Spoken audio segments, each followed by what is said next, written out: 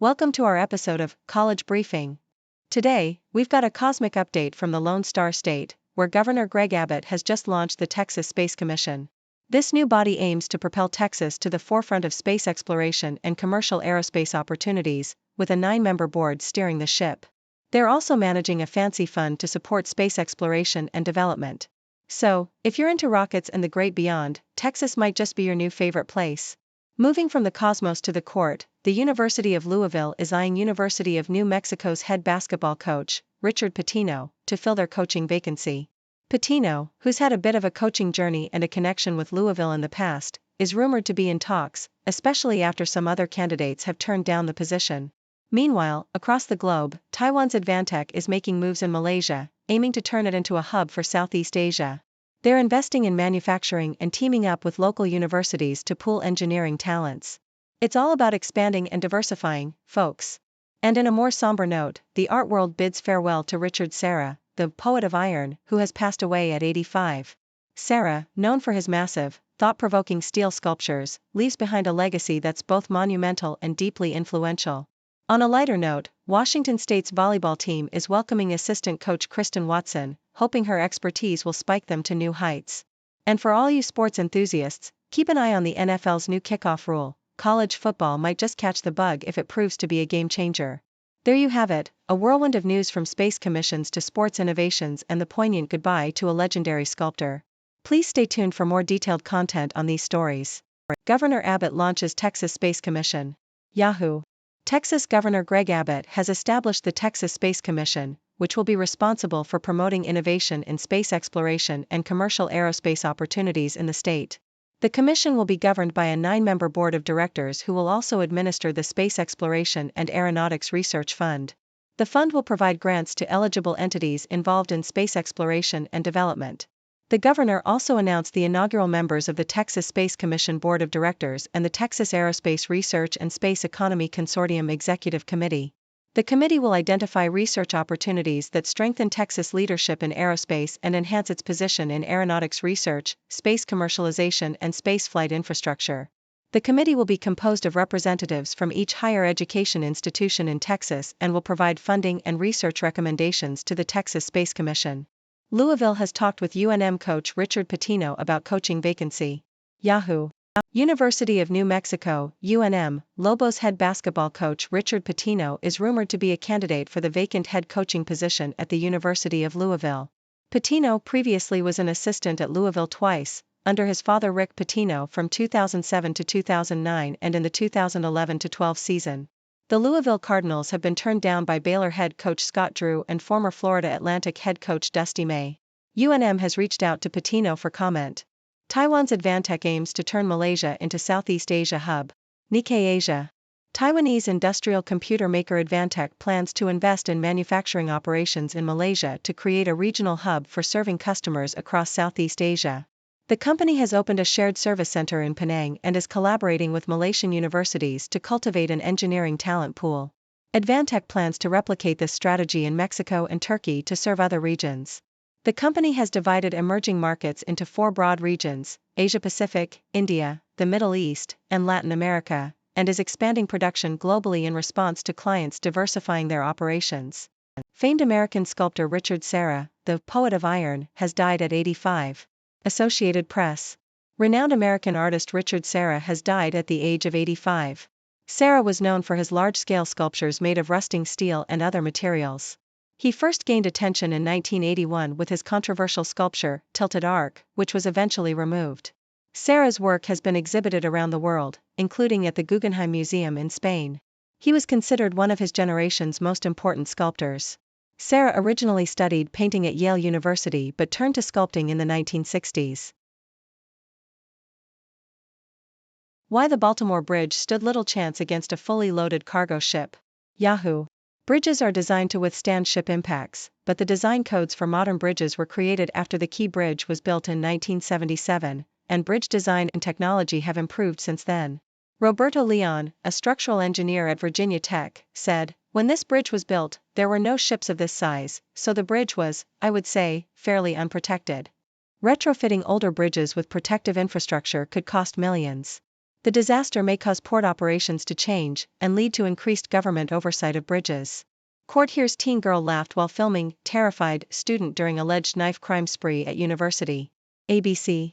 A 15-year-old girl and a 14-year-old girl attempted to rob and assault several international students at the University of Wollongong in Australia. The 15-year-old live-streamed the crimes while laughing. The pair threatened the students with knives and demanded money and valuables. When the victims refused, the attackers held the knives to their throats. The teenagers were arrested and the 15-year-old was denied bail. College football will be watching NFL's new kickoff rule closely. Yahoo! The NFL has introduced a new hybrid kickoff rule in a bid to make the game safer, with other leagues expected to follow suit if it proves a success. The 2023 season saw 49.6% of kickoffs in the FBS College League returned, with safety concerns surrounding the traditional kickoff. The new rule is similar to that used in the XFL, with the kicker kicking from the 35-yard line and the receiving team's blockers lining up on their 35-yard line. The ball must land between the 20-yard line and the goal line, with kicks out of bounds or landing short of the 20 awarded to the receiving team at the 40-yard line. Coming home. Pepperdine transfer, top WCC scorer Michael Ajayi announces commitment to Gonzaga. Yahoo! Pepperdine transfer Michael Ajayi has announced a commitment to join Gonzaga, after a standout season with the Waves. Ajayi, a high-scoring wing player, averaged 17.1 points and 9.9 rebounds per game this season, leading the West Coast Conference in scoring. Ajayi's three-point shooting clip of 47% was higher than his overall field goal percentage of 46.7%. He also recorded 11 games with at least 20 points, hitting 30 twice. The addition of Ajayi could push Gonzaga into the top 10 of preseason polls. Labor crunch forces Croatia to open doors to Asian workforce. Yahoo! Croatia is increasingly relying on migrant workers to fill labor shortages. Tens of thousands of migrants have flocked to the country from as far afield as Asia and South America, attracted by the possibility of work in construction and the service industry. However, the country has faced criticism for the cramped and expensive housing it offers the new arrivals, while anti-immigrant sentiment has spiked ahead of elections. In 2023, nearly 120,000 non-EU nationals were provided with work permits, a 40% increase on the previous year, but right-wing parties accused migrants of threatening the country's security and stealing jobs. The Baltimore disaster shocked Sydney. Could we see a similar tragedy here? The Sydney Morning Herald. The collapse of a key bridge in Baltimore has raised concerns about the safety of other bridges around the world, including the iconic Sydney Harbour Bridge. Experts have warned that infrastructure needs to be constantly monitored and upgraded to keep pace with changing conditions and increasing traffic loads. The overhaul of worldwide regulations governing bridge engineering and shipping in the 1970s was too late for the Francis Scott Key Bridge, which was built in 1972. However, the geography of Sydney Harbour means that a similar disaster is unlikely to happen there. New index to track women-friendly workplace policies in Hong Kong, Asia. South China Morning Post. Hong Kong, Asia's first publicly accessible database of companies' women-friendly workplace policies has been launched. The Women Workplace Index, World War I, aims to become the largest database of such initiatives, tracking firms' progress on issues such as sexual harassment, maternity leave and equal pay. It will also act as an accreditation scheme, certifying companies based on their disclosures, and making the information available for free online. World War I will initially approach Hong Kong-listed companies before expanding to cover other companies in the region, and its pilot study will be published in May. Scotland 0-1 Northern Ireland, what's happened to Steve Clarke's once confident side? Yahoo! Scotland's 1-0 defeat to Northern Ireland on Tuesday extended their winless run to 7 matches and underlined the size of the task facing manager Steve Clarke.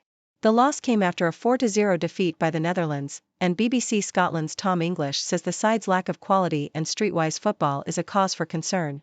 Scotland have not beaten a team ranked in the top 30 since defeating Czech Republic in September 2020, and have failed to win any of their last 7 fixtures.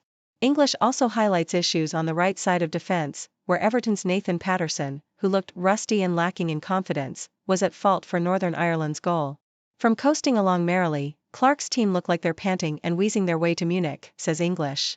Periods, live tissue, female justices get specific about women's health. Washington Post. 4 of the 9 justices who heard Tuesday's highly anticipated Supreme Court oral arguments on a challenge to a key abortion drug are women, the highest number ever to sit on the High Court for an abortion case. All 3 attorneys who argued the case, on both sides, are also women, a relative rarity in the male-dominated Supreme Court bar. Ottawa's Watts and Jenner, Toronto Spooner named PWHL Stars of the Week. The Globe and Mail. Ottawa forwards Daryl Watts and Brianne Jenner, along with Toronto right-wing Natalie Spooner, have been named the Professional Women's Hockey League's 3 Stars of the Week. Watts earned first star honors after scoring 4 goals in 2 games, including a hat trick in a win over Toronto. Jenner had 2 goals and 3 assists, and Spooner scored 3 goals, bringing her season total to 15. Thank you for tuning in. The content above showcases the latest briefing reports and analytical synopses, thoughtfully curated by the 6Do team. These insights stem from a wide array of reputable media outlets, think tanks, government sources, and specialized experts worldwide. We encourage you to explore these sources for a comprehensive perspective. Keep in mind that while the content may not always align with the official standpoint of 6Do Brief, it's not meant to be taken as absolute directives for decision-making. Comprising seasoned media professionals, learned scholars, and accomplished scientists, the 6Do team embodies a trailblazing, fully independent media entity. To customize 6Do Brief to meet your professional needs, you have the option to subscribe to a diverse array of briefings on our website, 6dobrief.com. Regardless of your location, you can conveniently receive 6Do Brief via email.